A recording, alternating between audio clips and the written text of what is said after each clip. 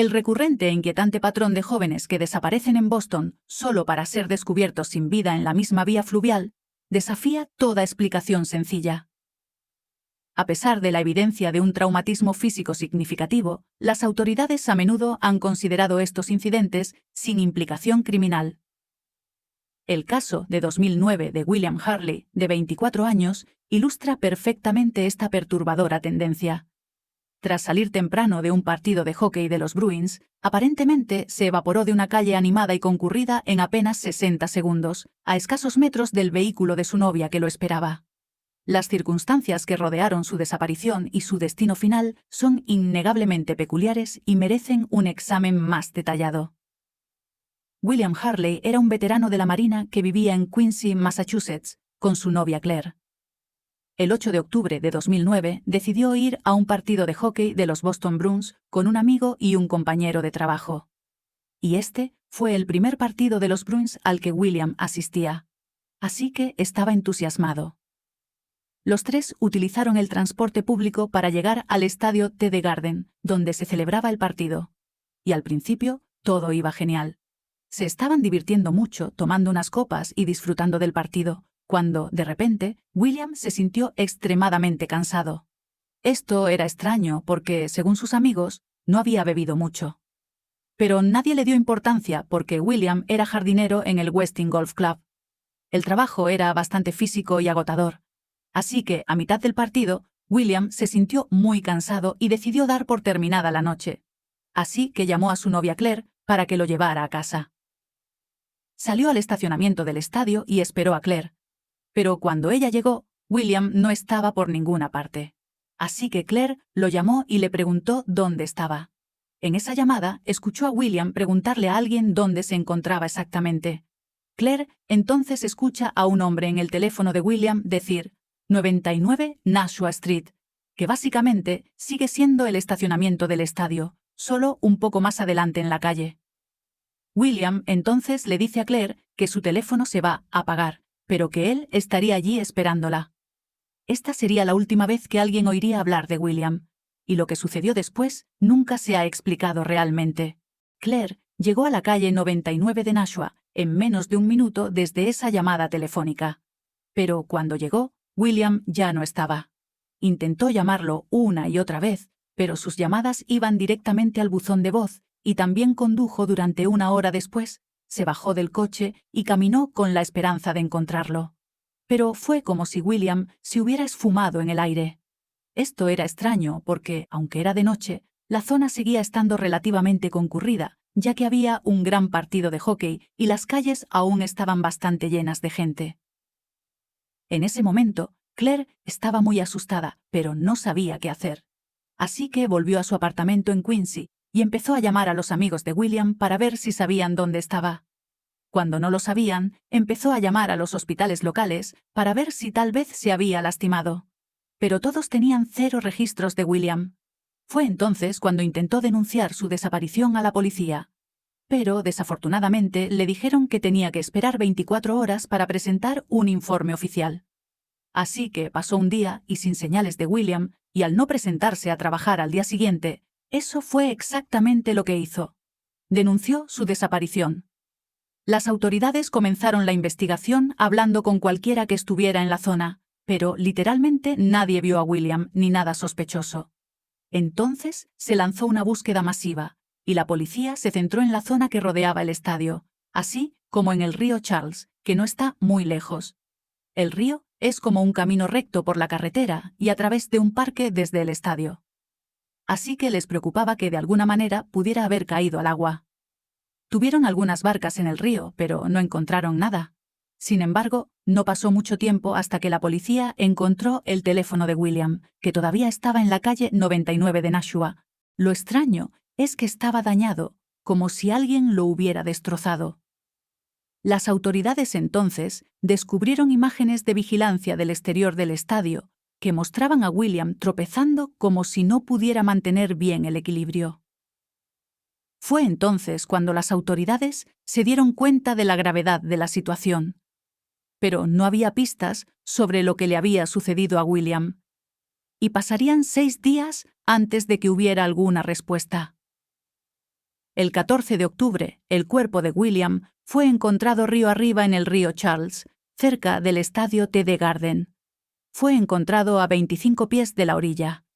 Tenía un traumatismo contundente en la cabeza, la cuenca del ojo y detrás de la pierna izquierda.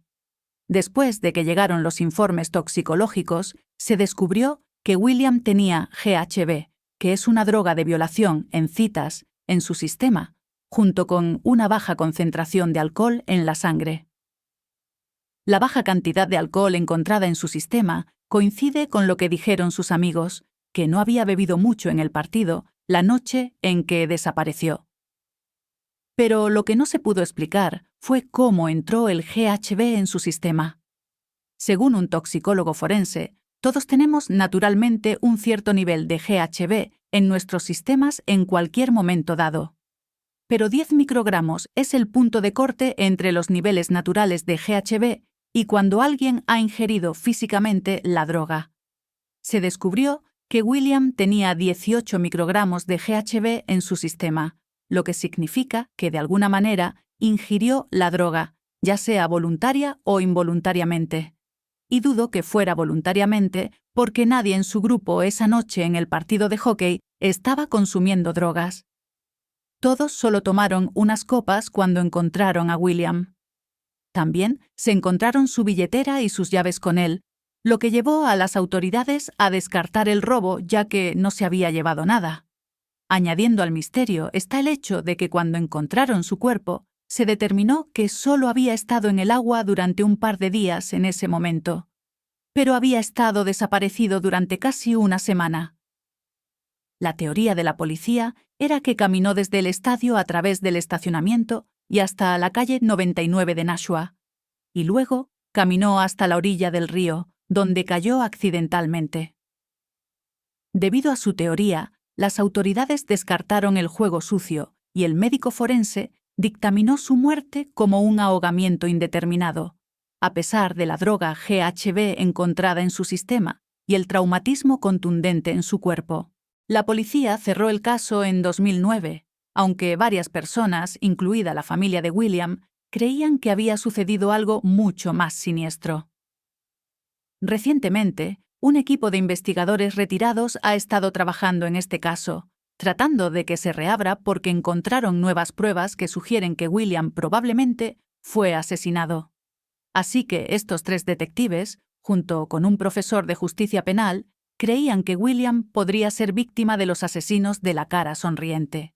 Y antes de que digas nada, soy plenamente consciente de que los asesinos de la cara sonriente nunca se han probado como reales y son solo una teoría. Pero su evidencia que une esto es interesante, así que, si no lo sabes.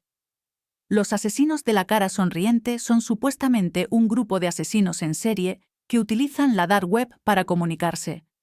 Su supuesta zona de matanza se extiende desde ciudades de la costa este hasta ciudades universitarias del medio oeste, apuntando a jóvenes universitarios y arrojando sus cuerpos a vías fluviales locales.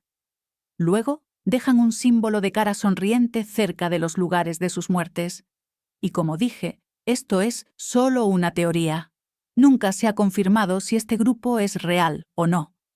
Pero lo que llamó la atención de los investigadores fue el hecho de que se había pintado una cara sonriente en el suelo cerca de donde se encontró el cuerpo de William. Y cuando comenzaron a investigar su caso, descubrieron que él era uno de los más de 10 jóvenes que se habían ahogado misteriosamente en el río Charles.